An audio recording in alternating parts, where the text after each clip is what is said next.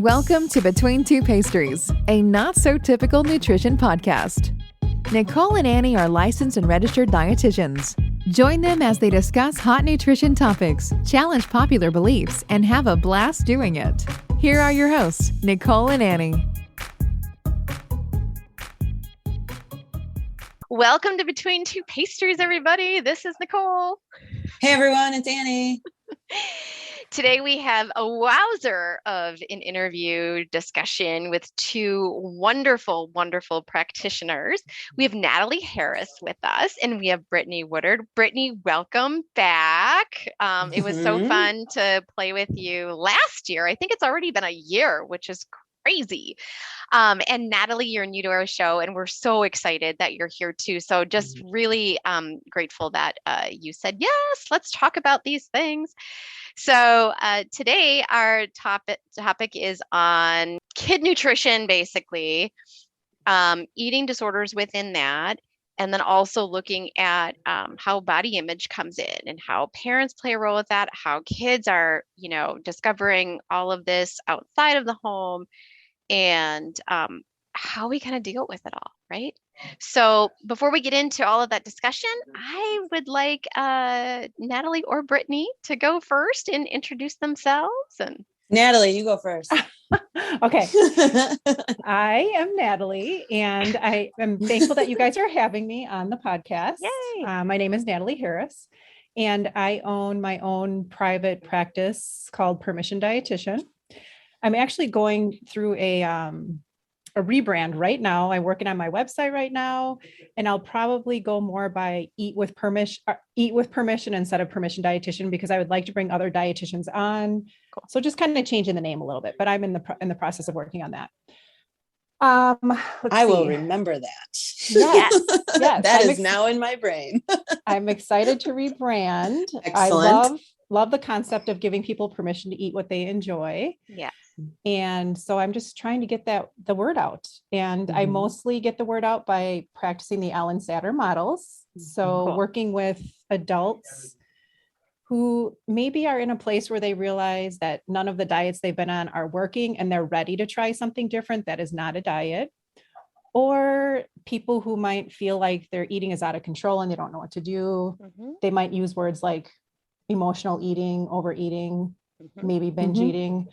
And then also trying to come alongside young parents with young kids to start incorporating the division of responsibility with their young, like right from the beginning. And the intention behind that is to help raise kids to be healthy, have a healthy relationship with food. Very cool. So yeah, that's my goal. That's great. I love it. Excellent.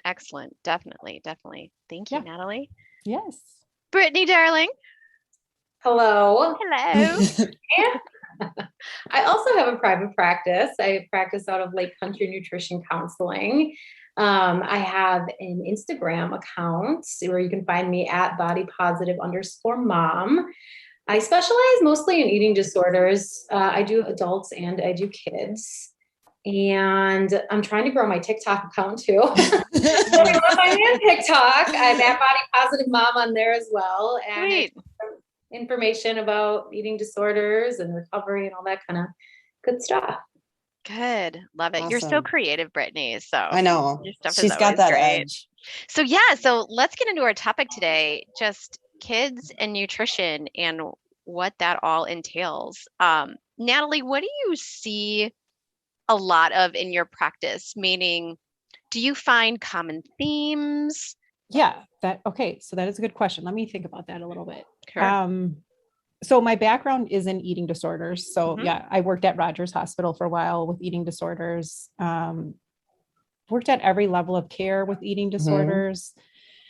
Now I'm trying to get away from that so much and do a little bit more of like coming alongside and coaching families. So what are the common themes? I think the common themes are usually from a parents, it's more like fearful that their kids aren't eating the right amounts of very specific nutrients.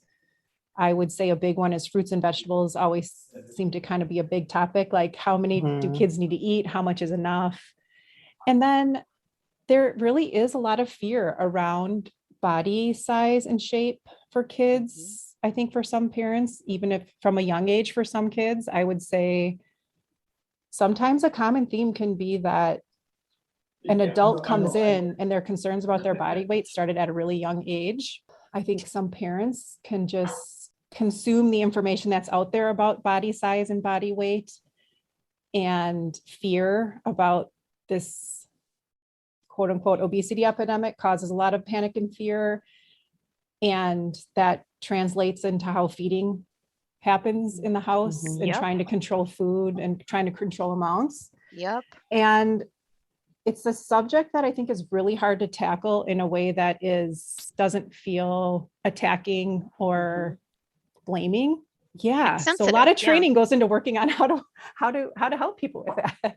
It's true. Well, yeah. It's super sensitive, but do you ever feel like it's like just an upward battle that you can't ever change? That the fear that has been, put into our society, our culture from the quote unquote obesity epidemic. I sometimes feel it's just so normalized at this point. Yeah, exactly. Yeah. Exactly. It's like, it's a battle for us. And I think we see practitioners just kind of throwing their arms up and saying, well, whatever. Okay. So let's just roll with it because no one trusts us or believes us or thinks we're right. It's really hard. It is really hard. And it's really, I would have to say, I've learned a lot about myself this past year. I've hired a business coach to help me. And I'm learning a lot about my personality, and my personality struggles with that. Like I'm not like Joe activist and shouting from the rooftops about things. And I've had to work really hard. I'm still working really hard to figure out how to be a fish swimming upstream when it comes to eating and body weight and size and shape. So yeah, it's super hard. I think it's really hard. It doesn't change the fact that I want to do it and I'm passionate about it, but not being in the mainstream viewpoint is hard. I can't agree more, but like, how did it not become the mainstream viewpoint? Like, this is where it's just like, how did moderation and eating until you're full and eating when you're hungry and health at every size and like bodies being different. How is that not the norm? Where did that go? It's so interesting because, Ellyn Satter is the first person where when I read her books when my kids were little, and she was the first person where I read and learned that the powers that be that decide our guidelines and things like that purposely chose to take the word joy out of our guidelines because there was a fear that people would just be reckless with their eating. I mean, heavens forbid we enjoy our food. Oh my gosh. It was so I believe that. Yeah. Yeah. I mean, other countries do have enjoyment in their guidelines. I think Japan, European countries, I think some of them do. I think even the recent Canadian guidelines put joy into their guidelines. But I had a friend on Facebook post, she is Filipino and she's doing a PhD study in Filipino communities. And she posts a lot about the food and how important it is in that culture.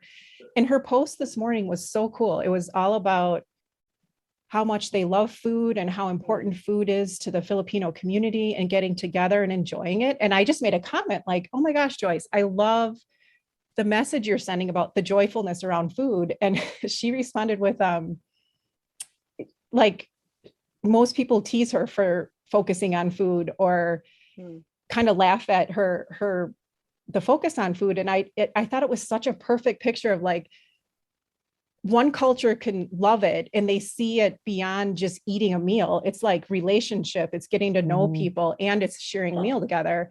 And I really think I think some of feedback from other people that isn't positive around her food posts stems from the culture we live in. Like it just, enjoyment is taken away. It's like we're all about taking foods out of our eating. Like which food group do I cut out? How much less can I eat? Not much is positive about it. No, it's not positive. It's minimal. It's how small can you be? How much less can you have on your plate? All of that. Right. Well, and it's diet culture in general. Diet culture takes the joy out of out of anything and everything. And I feel that diet culture has created, this quote unquote obesity issue or what have you, because we've made food a thing. We've made food a thing that people are now, either closet eating or feeling shame around, or don't feel like they can eat in public. It has created, these behaviors. Well, and if you're thin, you have a problem. And if you're overweight, you have a problem, and you can't, do you know what I mean? I mean, there's no, nothing about body or food makes people happy anymore. Right. Right. About themselves or others. Completely. It's so screwy at this point. So, So it's unreal. I wanted to back up just a smidge, Natalie, and you're talking about Ellyn Sader, and I love her work. So I'm going to put her information in our notepad notes too, just because I feel like it's very resourceful. Do you want to speak a little bit about who she is, just so people, because I know people don't know who she is. So yes. So Ellyn Sader is a registered dietitian and a family therapist by degree. She has the Ellyn Sader Institute now. She's rewriting all her books right now. Oh, cool. And nice. She told us she's 80. Are you serious? She said in the podcast, I feel like it's okay for me to say that because she said it in the webinar. Yeah. She said she's 80 and that was the last webinar she's doing, and she's rewriting her books. I'm like, that's impressive. Wow. Oh my gosh, that's so amazing. Her work is so great. It's incredible. I just feel like it's timeless though too. Like, isn't she always 50? I don't know. I mean, yeah, I don't know either. But anyway, so she's got that, I think what I loved about her when I first started reading about her is her first degree was as a dietitian. And when she was working, she realized that some of what she was doing harm, and she could see it in the kids she was working with. And that really resonated with me. She went back to school then to become a family therapist. And so what I love about her brain and her eyes as she's reading research and looking through it is she's looking through it from not just a dietitian lens, but like a family dynamic, family therapy lens. And that's what I really appreciate. So then as a result of all of her work, she's come up with 2 surveys that are validated surveys. One's called the Eating Competence Survey. And that one will help adults figure out where their relationship with food is from like a bigger picture, like your attitudes, your thoughts, and your feelings. Do you plan for feeding, things like that? And then she has a new survey that's out validated that parents can take, and it's for 2 to 6 year olds. If you have kids from the ages of 2 to 6, and if you fill out that survey, it can give us an idea where you're at with feeding your family and what kind of messages you might be sending as you're feeding your family and things like that. So does that answer the question? Oh yeah, positively. There's so much thank to you say about her. Yeah, I know. But thank you for that. Most definitely. Brittany, for you, what's a common theme that you seem to run into as well? Is it the same or something different? I would say a lot of the same. Yeah. I guess what I would add, I would emphasize that body image does seem to be a big one. I've got a lot of parents who tell me that their kids are really worried about body image in all different shapes and sizes. Like it's not one certain type of body that gets that. I think kids all across the board, parents are really concerned about body image. Like, Brittany, hold on. Do you mean the kids are concerned about their body image, or the parents are concerned about their kids' body image? Both. Yeah. Both. Question. Okay. It is both. Yes. Yeah. I also tend, because people know that I specialize in eating disorders, so people are usually coming to me when their kid is either diagnosed with an eating disorder or they just have a suspicion that their kid has an eating disorder. And what I find is that by the time that they've come to me, the eating disorder is already to a point where outpatient treatment is just not going to be enough to get them where they need to be. And I find myself telling them, like, listen, I don't diagnose as a dietitian, but this child does have an eating disorder. Right. And they will sometimes be really surprised by that. Like, oh, I thought this was just like innocent dieting. I didn't really understand that it had gotten this far. And so innocent dieting? Wait, what? Yeah. I mean, what? Like teenagers diet, right? And so now there's good dieting and there's bad dieting. That's the whole thing, that we've taken nutrition and nutrients and growth and cellular needs and brain health and muscle health and bone health completely out of the equation. It's all about consuming less. Right. I hate so this. You can be less of a human, less of a body, everything. Oh my gosh, okay, anyway, it's just, but that it's so sad that that's like, oh yeah, it's just, innocent dieting, just totally normal and totally okay that, now my child's brain isn't growing as well, or you know what I'm saying? Like, dieting is dieting. It's like, how could you as a parent be like, well, that's okay. You can do that much dieting, but not that much dieting. Yeah. Right. Like, I'll let you restrict, but you can only restrict to this much instead of this. Like, that's asinine. Right.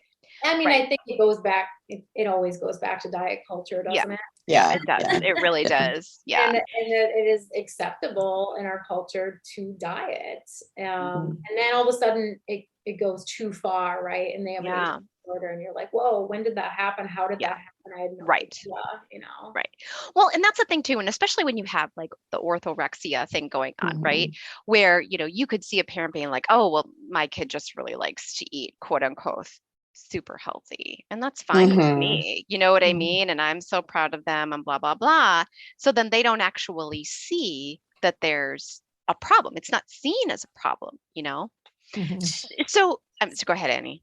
Yeah, I was just going to give an example. And Brittany, for you and Natalie, I'm sure you've experienced this too. And working with both of you in the past, like, I feel like I know for sure you've seen this. Today, we had a 14-year-old who maturity wise is like 40, but we went and talked to her because it was like gluten-free, dairy-free, egg-free, all of the things. And, you talk to the kid and, hey, are these real? And she's like, no, my mom makes me be on them because she thinks it's going to, that those are the foods I need to not eat, that those affect my behavior. And that's what's going to make me better, is if I don't have those foods, then I won't act this way.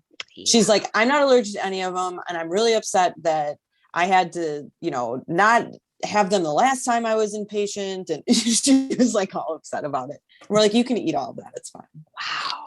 Yeah. But it was like totally just the mom being like, you can't eat any of these foods because this is what, I read on the internet is going to affect your behavior. Oh my God. Yeah. I will say that I really do think most of the time those parents are trying to be helpful, right? Like, sure, they don't understand the harm that it's causing.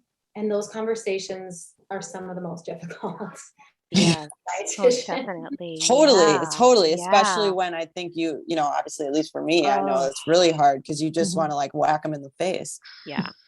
I certainly would never whack a 14-year-old because that they're dumb kids, right? They're just doing silly things, but like the parents should know better.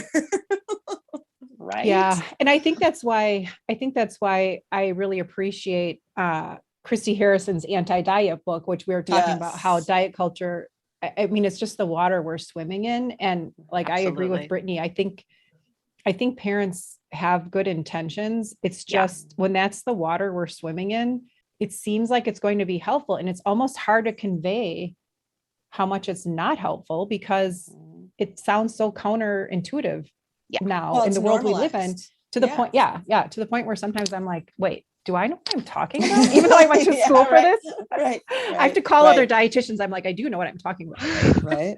Yeah. You start to question yourself. Yeah. Absolutely. Yeah. Right. I feel like I've noticed this trend of just like, when there's just so many different scientific terms and like the way they talk about things that seem really convincing. So when you're talking about all these food intolerances and restrictions, as a parent, I think it is really hard sometimes to not fall for that kind of stuff. Yeah. To feel like you're making the right decisions, because when somebody like a doctor is telling you like, you cut this out of your child's diet, they will behave so much better and do better in school. You're like, yeah, that's something I would like for them. But well, sure, of course. Yeah, I know. Definitely. I know. I have to admit, I'm a little nervous this morning too. I saw on one of my feeds the glycemic index, evidence for the glycemic index again. And I'm like, can we not? Here we go. Why? Cycle here we go. we already talked about this, but apparently there's going to be some new earth-shattering research that's going to cause the glycemic index to be the gold standard for a while. I don't know. It's just like it's just another thing. It's so unreal. I know. And the thing is that we can hear this stuff and we can roll our eyes at it, but everybody else out there is just like absorbing and taking this all in and making it their truth. So one thing I just wanted to maybe talk about for our listeners too, because Annie, I don't even think you and I have even talked about this, but since we have two awesome practitioners who work with this stuff in particular, why don't we talk about the signs and what would be helpful for parents to start looking at, like if they start noticing certain behaviors with their children and even with themselves, to be quite honest. Because again, what's normal anymore? Yeah, people don't even know. Right. That's the super scary piece. So anyway. I think weight changes in either direction are something to look for. I think isolation, I think wanting to follow a really strict diet, like, hey mom, don't buy any more of this at the grocery store anymore. I'm only eating this thing now. I think if your child is very focused on body image, very focused on exercise and trying to change their body size. Those would be all things that I would look for. I don't know, Natalie, if you have things that you would add. Yeah, I think that's such a good question. Yeah, I would probably say, I guess a change in eating behavior or attitudes that seems pretty different than what was normal. I would agree with Brittany, changes in weight. I do think one hard part about that though, which you guys all know too, is even like lack of weight gain in adolescence can be a sign. And that's really hard. That's really hard to find. Yeah. Yeah. I'm sorry. Go ahead. Sorry. No, go ahead. I was just going to say, I think the other confusing thing, so weight changes are definitely a concern. However, at what age do they become more of a concern, right? Because, kids are growing out, they're growing up, right? They're growing out. So, I also want to be clear for some of our listeners too, that if you have, an 8-year-old that's in that growth stage, a 5-year-old, a 3-year-old, heaven forbid, that's okay. Like that's not what we're talking about. Right. And so I think, Brittany in particular, I think you're probably talking about like, preteen teen, depending on the age though, sometimes they're still growing, or if they're male, they're definitely still growing. Right. But then it becomes a little bit more curious. I think that's what you're kind of referring to, right, Brittany? Yeah. I think you hit on a really good point too, that like, sometimes maybe there isn't a weight change either. So like even if there's no weight change, that could still indicate a problem, which makes it even harder for parents to know, right? Like like anything. Yes. Well, and it's so hard to be a parent. Anyway. If you're not eating with your kids, if you don't know with them, if you might not know what's normal eating for them and then what's not normal eating for them. And that's where I think there's a big disconnect with parents and their kids, especially as parents might be working 2 jobs or they don't get home till 5 or 6. And then the kids might say they ate when they didn't, and the parents not going to know, so I think Brittany, you said the word isolation, and I do think that is a really, really huge indicator of many things that are going on, but for sure, when someone starts to isolate or at least be more reserved, more quiet, outside of, a teenager wanting to just be by themselves and show some independence, of course, right? Like, I think that isolation is definitely representative of something.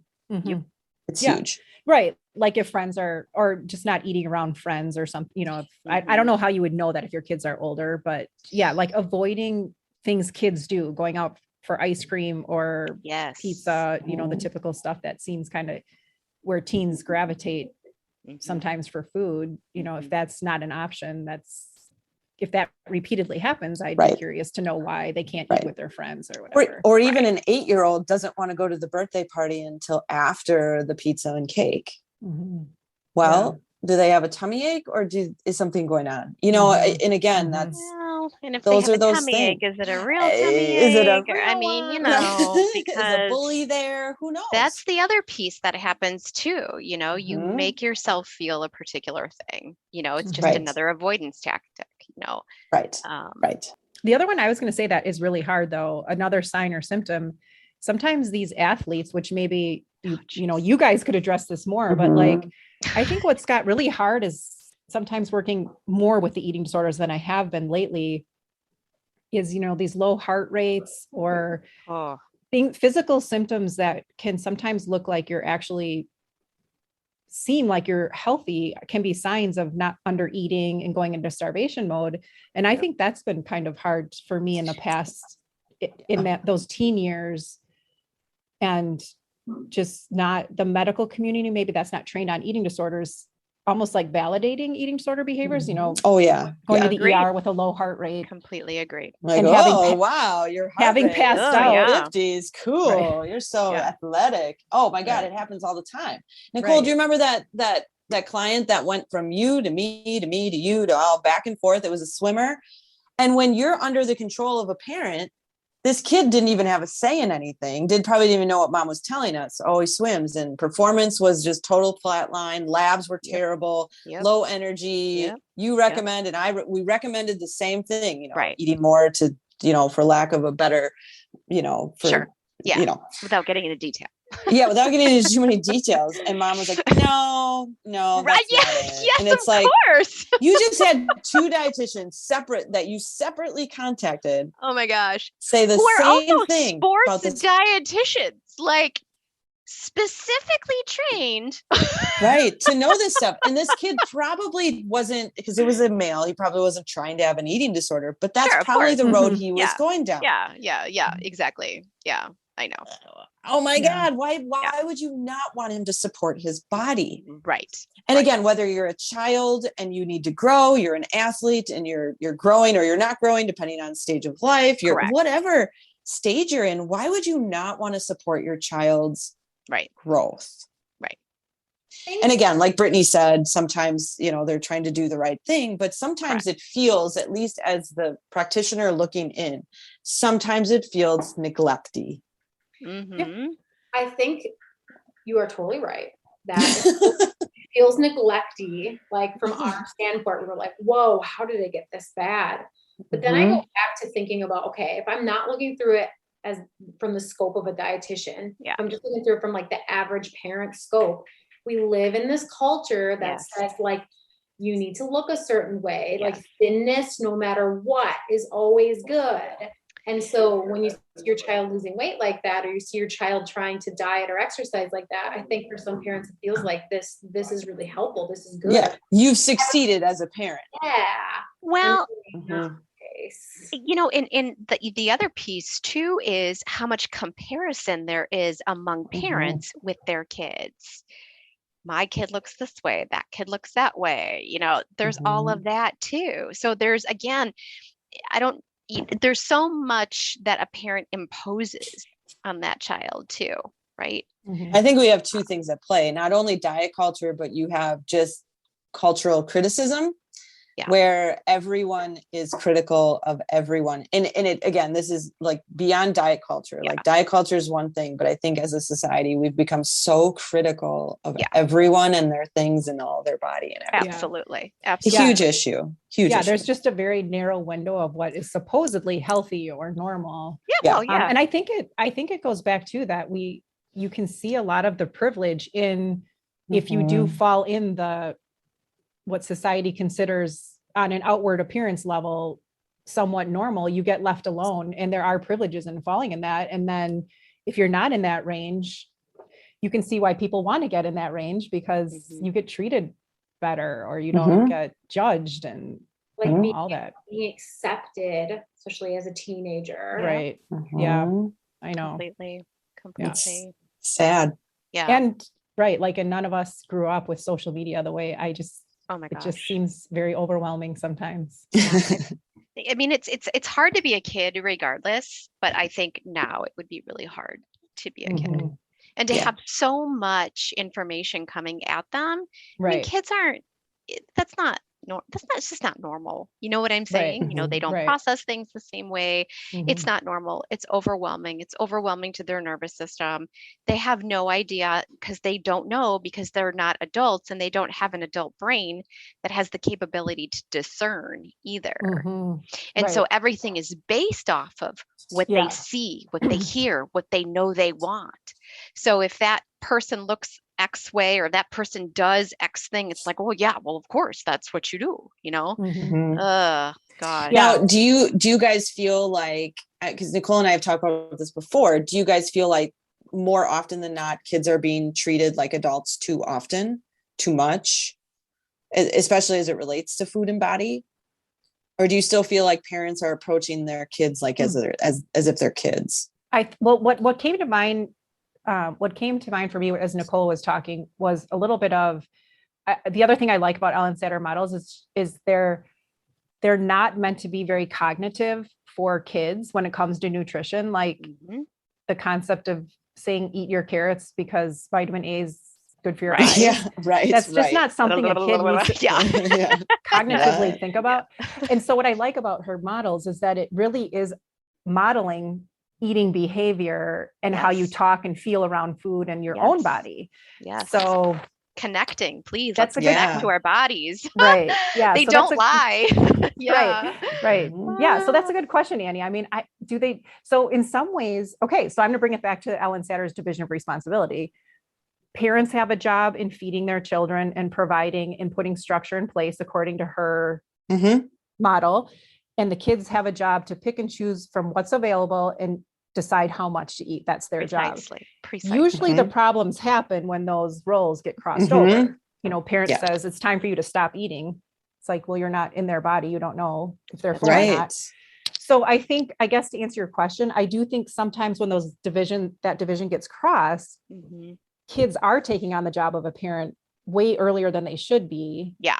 According to these models, Yes. Sure. Yeah, and absolutely. Then, so, and then I think too, in adolescence, it gets hard because then there's a lot of autonomy with kids. Yes. But it's still the parent's job to be providing and guiding. Yeah. Guiding. Yeah. And again, bringing it back to body image a little bit is too, like, I just would caution parents to think about how they talk about their own bodies and how they act in their own bodies, especially with summer being here and maybe not doing activities and not because you don't look a certain way, and just don't talk about it. It doesn't have to be such a focal point. Just if you're struggling with that, I would encourage a parent to get help.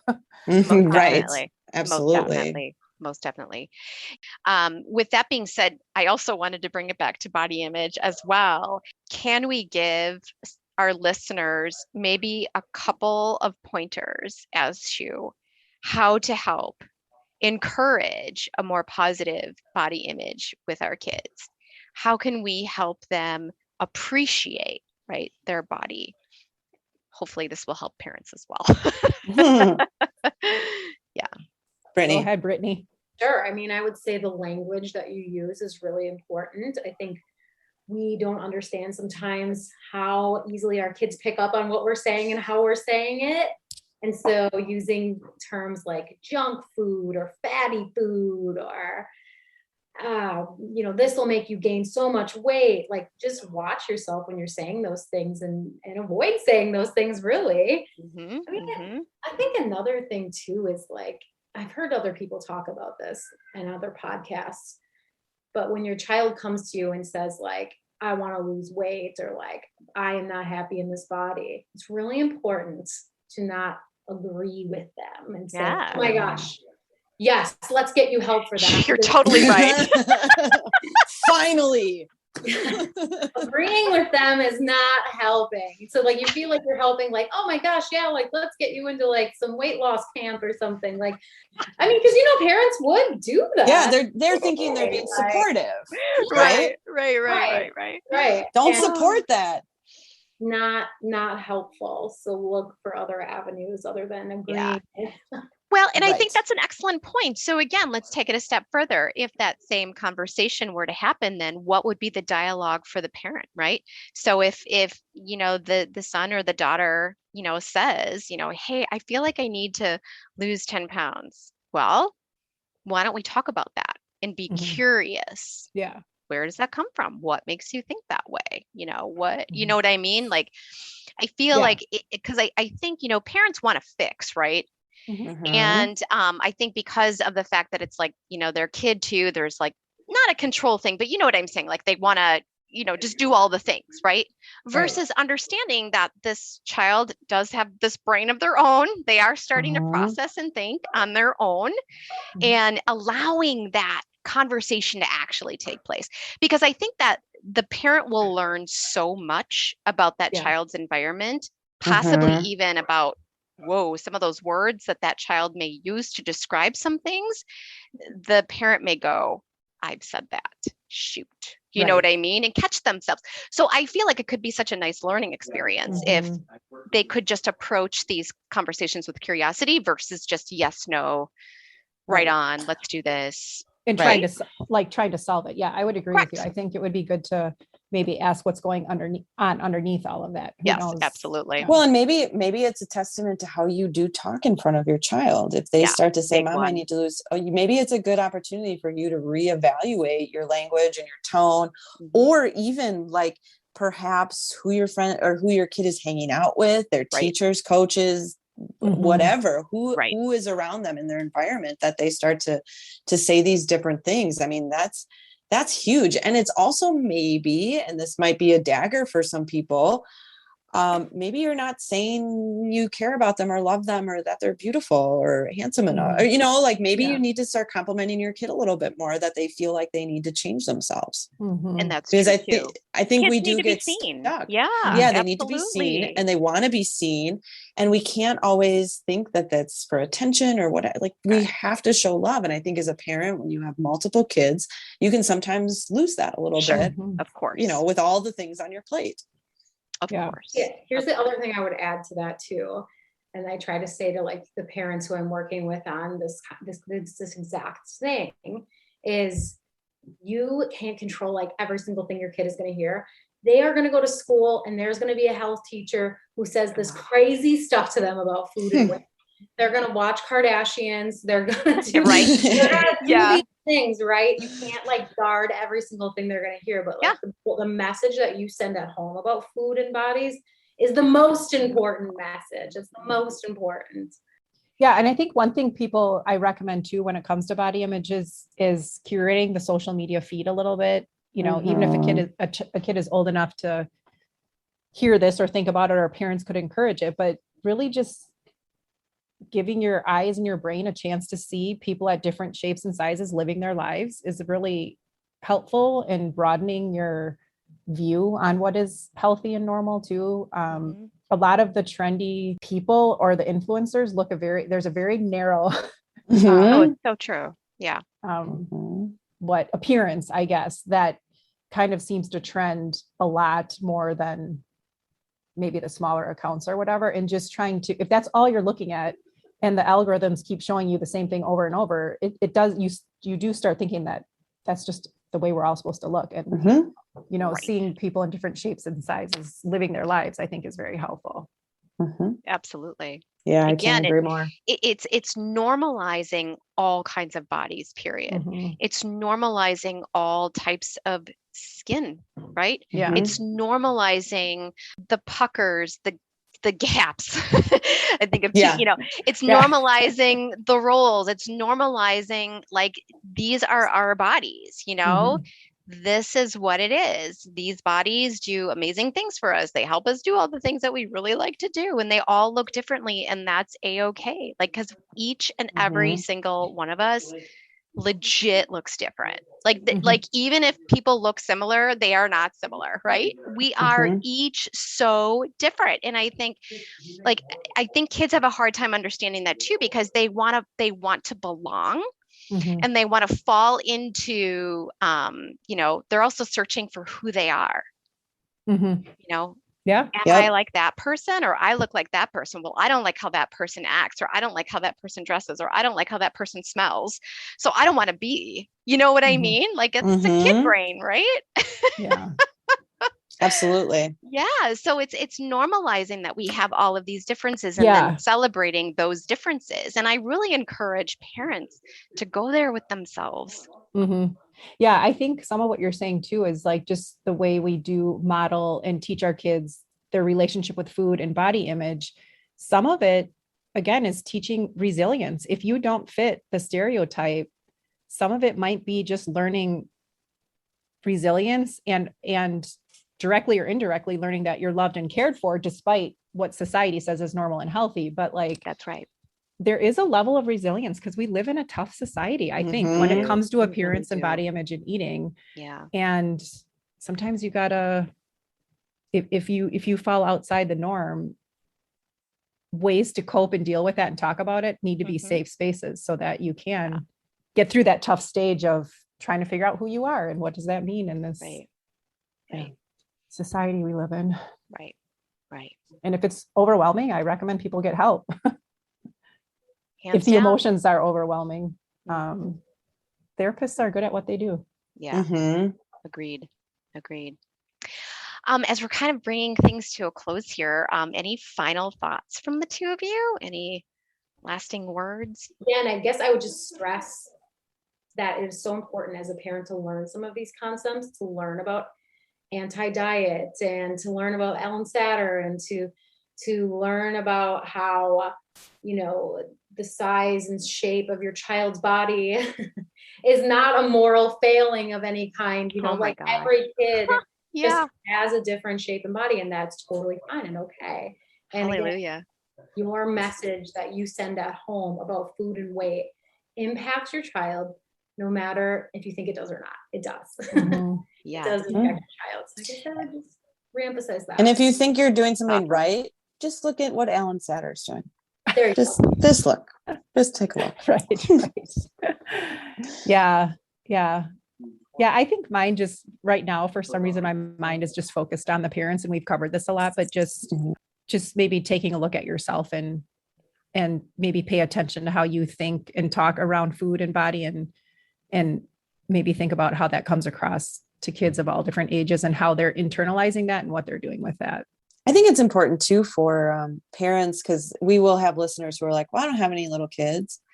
It doesn't. Yeah. Ask your adult kids. Yeah. What was it like growing up? Well, yeah. And help them not make maybe similar mistakes, perhaps, or you know what I mean? I mean, I think it's, even as an adult, the tone and words you use around anyone as an adult, a child who's related to you or not related to you, it goes a long way. Yeah. I do have a client who is a single woman, and she just is so excited to learn this information and be a different voice to her nieces and nephews than all the other voices, because she's like, I just want to be that one person who might be sending, a slightly more positive, non-diet message to her nieces and nephews. And I thought that was really cool. So yeah, she doesn't have kids, but that's awesome. She's thinking through the lens of having nieces and nephews. And yeah. Well, and again, why would you not want to send a positive message? Why? I've always wondered that. Like, why would you want your kids to feel so yucky? Yeah. Like, I don't get it. Pressure. Yeah. All the pressures that are out there. Yeah. It's back to those ingrained beliefs. Beliefs. Yes, exactly. It's unreal. 100%. And then the last question we always ask is what your favorite food is. And I was trying to remember what Brittany said last time. I thought it was donuts. That sounds right. I was just wondering if you were still in that phase or if there was another favorite that you're latching on to recently. I think it's always the sweet stuff. I love candy. I love donuts. I love all things sweet. So I'll keep it consistent. Oh, I love that. Yeah. Great. I don't love donuts that much. However, have you ever heard of Cardigan Donuts in Minneapolis, Minnesota? If you guys ever go there, oh my gosh, they are so good. All right. Oh, wow. All right. Minnesota, here we go. Cardigan Donuts. Thinking, do they deliver? I mean, really? We'll just get some shipped. Yeah. Right. Oh, that's fine. That's fine. Oh, that's awesome. I love donuts too. Okay. I would have to say, and this is not because I'm a dietitian, I honestly, sincerely love salads, but they've got to be nice and hearty and like have a lot to them. And I usually have to have them with some kind of side of like French fries or potato chips or something salt. To add a little, something to kind of round it out a little bit. Fun. But I really honestly do love salads. Good for you. That's awesome. And that's like Yeah, Nicole. great. Her favorite food is like kale. It's definitely not kale, but in a similar family. Yeah, no. Well, what is I'm yours, like all Annie? grossed out. Yeah. Not kale. Mine would probably have to be, do you remember that moment when you were in college and you made some bad decisions and you ended up at a George Webb's? And I remember like my favoriteest meal ever. It was pancakes and French fries. Oh, wow. And I probably had a vanilla shake with it too, but I can't really recall that. Salty sweet, right? It Salty was the sweet. salty sweet. Salty And sweet. So I always the way. like, depending on which way the wind is going, it's usually French fries or like a donut pancake sort of thing. Mm-hmm. Mm-hmm. I love Got that it. stuff. And I guess Yeah. if it were a composed meal, probably pizza. Yeah. Yeah, that's always a winner. Yeah. I would have to, one of the things that came to mind was puppy chow. You guys know. Oh, puppy that's chow? a good yeah. one. That's a home run. Yeah. But Especially as essentially- a kid. I loved that Yeah. as a kid. But That I was a think that big, the like, foundation of that treat. alone is peanut butter. So Yeah. without peanut butter, I'm not sure what's worth anything, honestly. We Are have you I, into like the almond butter and soy nut butters? You know, and- no, I do like almond butter if it's done well. And Trader Joe's makes this like mixed nut butter too that I just picked up that has kind of Oh. a really nice flavor to it. It has like Mhm. pecans, peanuts, cashews, Oh, macadamia weird. nuts. Like it's Cool. all of the things, Yeah. right? It's kind of pleasant. But yeah, no, I'd say that I have to. I don't think I'd be able to live very long without that. peanut butter. Yeah, totally. that's interesting to know about the mixed nut butters because sometimes I feel like the other nut butters are kind of bland. Mm. Oh, I can't stand them. Cashew really butter, I gross. think, is fantastic though. Oh, Okay. I haven't actually. Oh haven't my tried that gosh, one. there's something really good about that. Cashews are delicious. Yeah, they anyways. really are. They are. Yeah, yeah. Yeah. Almonds could never. Those could just all go in the garbage. Even if they're toasted. Meh. Yeah. It's so Never, funny. I remember being in school to be a dietitian, and I honestly like vaguely remember thinking, gosh, everything they recommend is super healthy doesn't taste good to me. Like Oh, I funny. never know. liked, Right. I never liked salmon. I'm like Yeah. nuts were Yeah. disgusting to me. Nuts. And of Hilarious. course the most like healthy one, what was like walnuts. Kale. Like yeah, it was walnuts? walnuts. Yeah. Yeah, it's like that is the most bland nut. And why does it have to be the healthiest? Yeah. It's a little bitter know. too. Yeah. And it's a little Yeah. bitter, no Mhm. salt. Ugh. Yeah. Yeah. And then as dietitians, we're always like, don't have the salted, the unsalted. And it's like, well, that's the only way I'm going to eat. Like, I just felt like every time something Yeah, was healthy, no. it was like, that doesn't sound or taste good. It Right. sounds awful. Right. I just vaguely remember that. Yeah. Right. That's great. Well, thank you guys so much for your time today. This was Yeah. awesome. Thank you. And good talking to you. Yes, this was really fantastic. So if our listeners want to pipe in at all, please leave comments for us. We always love to hear from you. And thank you all for listening. Yeah. Bye. And we'll include their information again too, right, Nicole? Absolutely. Yep. Cool. We'll That's hook everybody awesome. up. Thank Thanks, you guys. for Bye. chatting. Thanks, guys. Have questions you want to hear discussed on the show? Find us on Facebook or visit between2pastries.com and drop us a line.